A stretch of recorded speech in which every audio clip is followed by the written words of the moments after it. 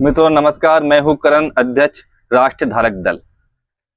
मित्रों आज 27 फरवरी 2024 यूपी से भाजपा के 8 राज्यसभा सांसद चुने गए और सपा के 2।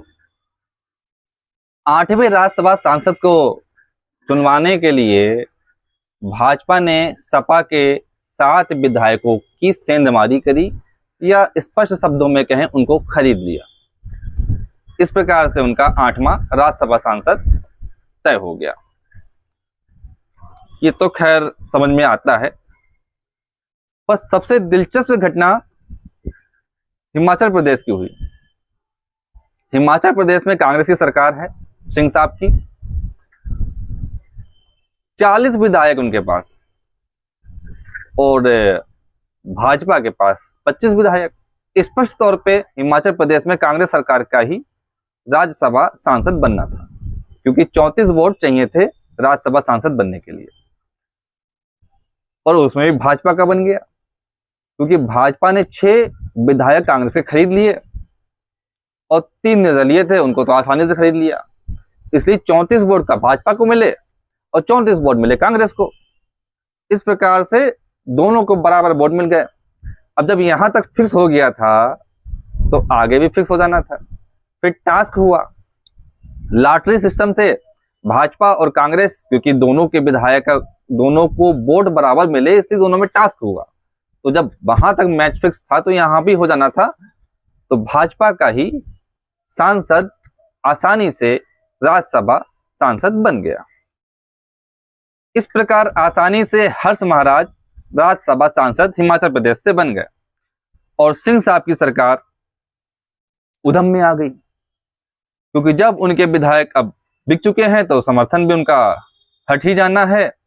और इस प्रकार सरकार में बने रहने के लिए उनके पास अब पर्याप्त संख्या नहीं रह गई। इस प्रकार अब निश्चित तौर पे अब हिमाचल प्रदेश में राष्ट्रपति शासन लग जाएगा।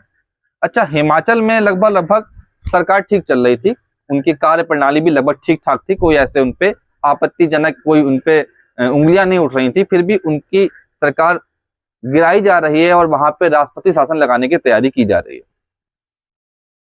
पश्चिम बंगाल में संदेशखाली में हिंदू बेटियों के साथ में बड़ी संख्या में जिहादी बलात्कार कर रहे हैं।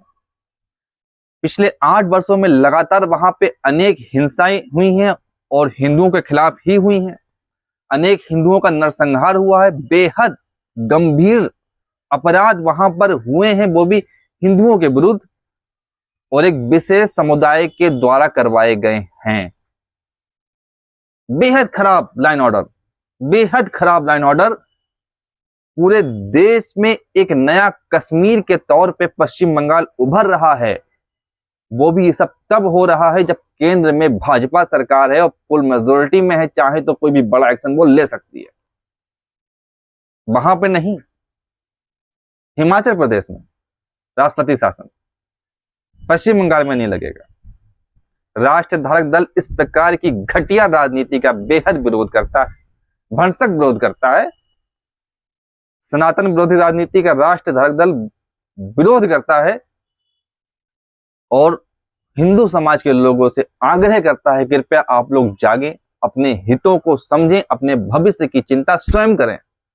वरना ये निकम्मे निठल्ले नेता लोग आपके और हमारे भविष्य को समाप्त कर देंगे। और बहुत समय नहीं बचा है भारत को एक इस्लामिक स्टेट बनने में। अगर यही रहा इसी प्रकार से, भारत में 9 राज्य भारत में हिंदू मुक्त हो चुके हैं, और कुछ राज्य यदि और हिंदू मुक्त हो गए तो निश्चित तौर पे आपका कोई प्रधानमंत्री नहीं बनना है, कोई आपका मुख्यमंत्री नहीं बनना है, और जो होना है वो आप जानते हैं। इसलिए राष्ट्र धारक दल का साथ दीजिए। हम सब मिल करके सनातन की रक्षा, भारतीय सभ्यता संस्कृति की रक्षार्थ बड़े से बड़े प्रयास करेंगे। धन्यवाद।